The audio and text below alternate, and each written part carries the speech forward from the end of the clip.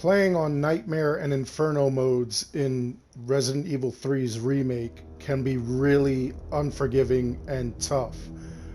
I have a bunch of tips that are going to help you to get through this so that you know exactly what you need to do. I'm Darkshot, the YouTube Assassin. Let's get our Resident Evil 3 on.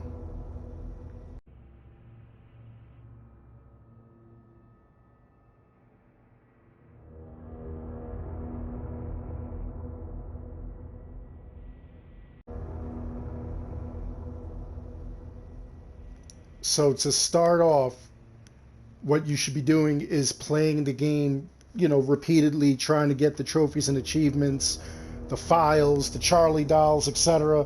As you're doing that, you're learning the game and you're also gaining points. All right? As you can see, there are records for like everything you do. 80 points doesn't seem like a lot, 100 whatever points doesn't seem like a lot, but as you go along, you have opportunities to earn 32,000, 62,000, etc.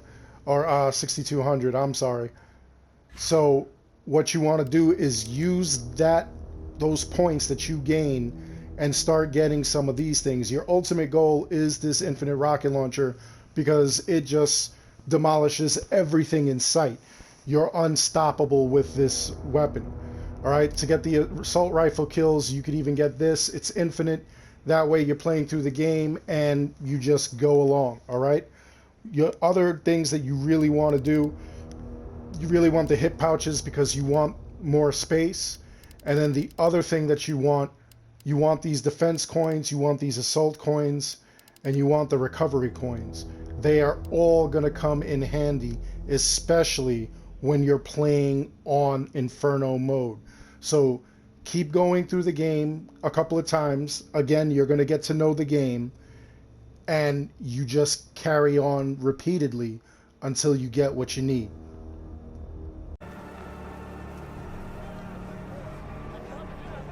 The next thing you're really going to want to practice while you're doing all those former modes is to actually study how to run and how to dodge.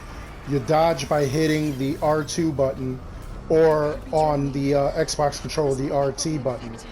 There's going to be 3 places where this is going to come in handy. This scene right here, the one where you get the gun, and the one where you are getting on the elevator heading to the roof. In those 3 scenes, there's going to be 3 zombies in certain spots that will really jump out, run at you and whatnot, and get you. And if you're not quick and you're not doing that thing, they will get you. It's insane. So that was one of the spots, and I survived it. One of those fat cops was going to come and really get me. This scene, you're going to come this way, and this is usually one of the hardest ones.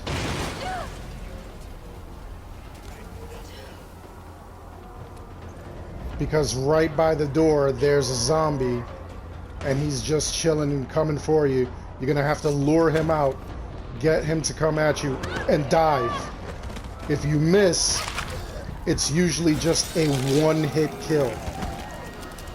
That's how hard Inferno is. It's a similar thing on the elevator, so be ready for that. By the time you get to the shelter, you find a couple of things have changed. You've got a couple of hip pouches that you can now use.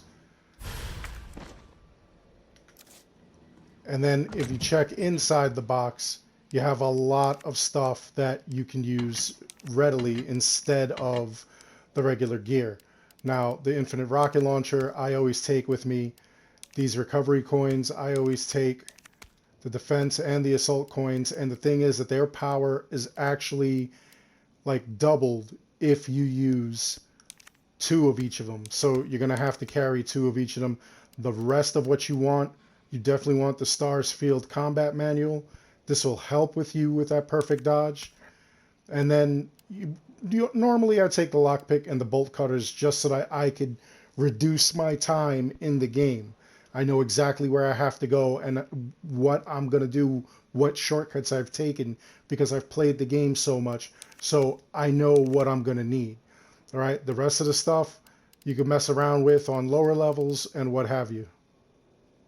Also great when you come across freaking the Nemesis. There you go, that was a nice roll. It was RT, by the way, not just R2, it was R1. Having it, as long as you're able to like really take Nemesis out, hit him a couple of times with the rockets and run, it makes running a lot easier. Otherwise, he's going to be all over the place constantly. Really going to take you out.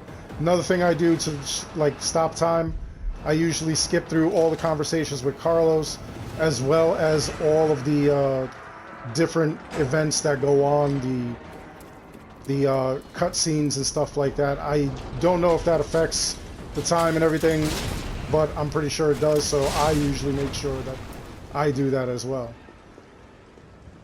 I'm telling you, Nemesis, he comes out. What I like to do is just be calm, aim at him, hit him with a rocket, and just keep going.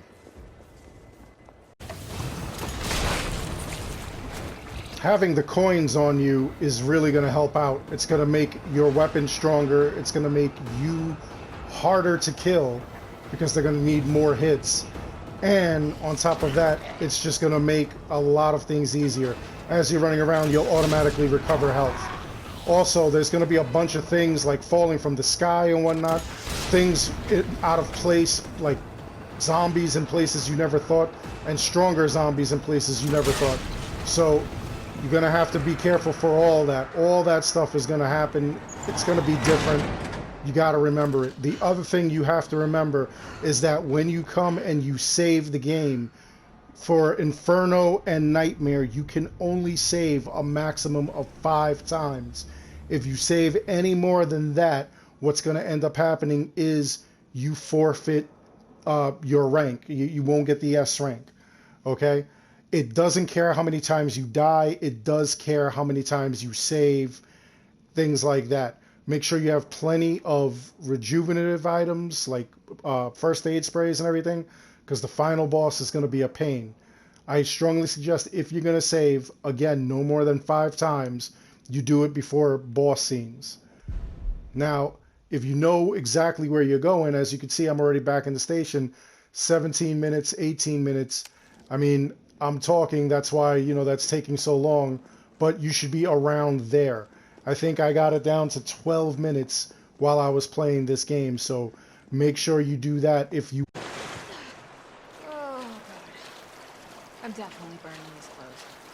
This should go without saying, but the Inferno and Nightmare modes are probably not your best times to attempt to find all the Charlie dolls, get all the files, or attempt, you know, not touching the item box, or the other one, which is trying to play without using any more than 1 health item.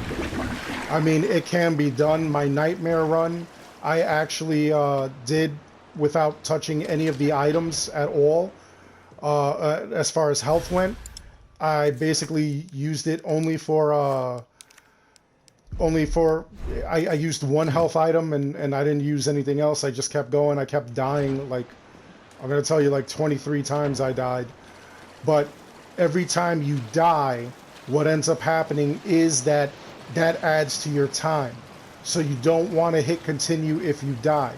If you did die, what you want to do is go to your save. So if you lost during a boss fight, the best thing to do would be to just exit, quit the game, go back to the main menu, and then start it back up again. Otherwise, all that time is going to be added to your final time. That's why if you saw at the beginning of the video, my Nightmare rank, I was real close to 2 hours, and the Inferno rank, it was only 1 hour and change.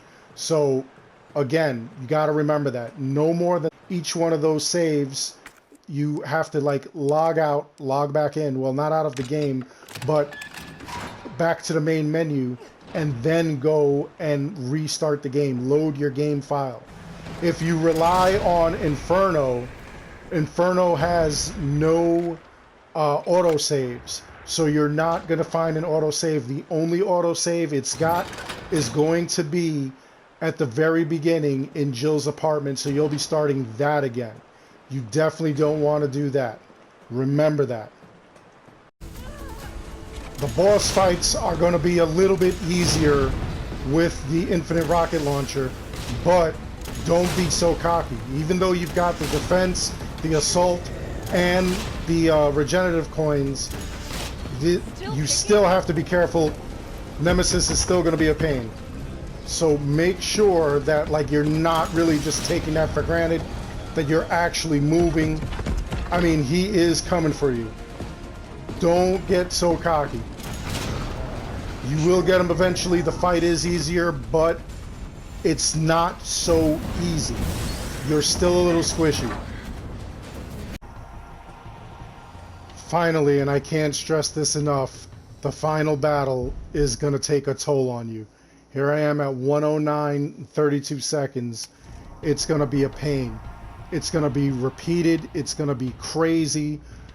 You're going to be battling the Nemesis a million times in that arena down there. And it may be stressful, but don't give up. Here's some footage of when I actually got my S rank and beat the Nemesis. This is what I did. What you're going to have to do is you're going to have to make sure that you have plenty of healing items. You have to have practiced the living daylights out of that dodge. And you're going to have to expect that every time you put one of the cells back, afterwards, you're going to have to take the Nemesis down again. So here it is.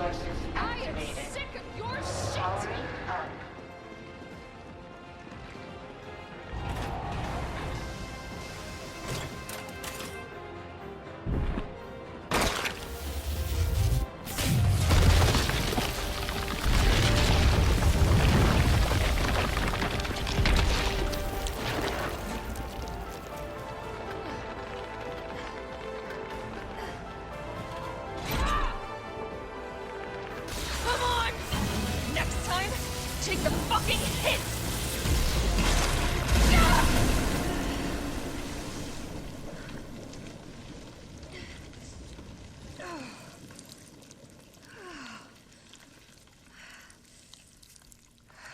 Good riddance.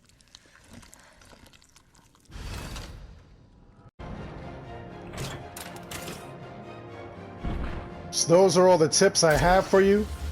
Feel free to comment and let me know if I missed anything or if you had any other questions. I'll try to answer them as soon as possible. But this is exactly the steps that I took and what I practiced and what I did in order to get through this insane mode. So that being said, I hope you enjoyed the video. Please like and subscribe. It helps the channel out an awful lot. As always, I want to thank each and every one of you for watching. Until the next one, be good, and I'll see you then.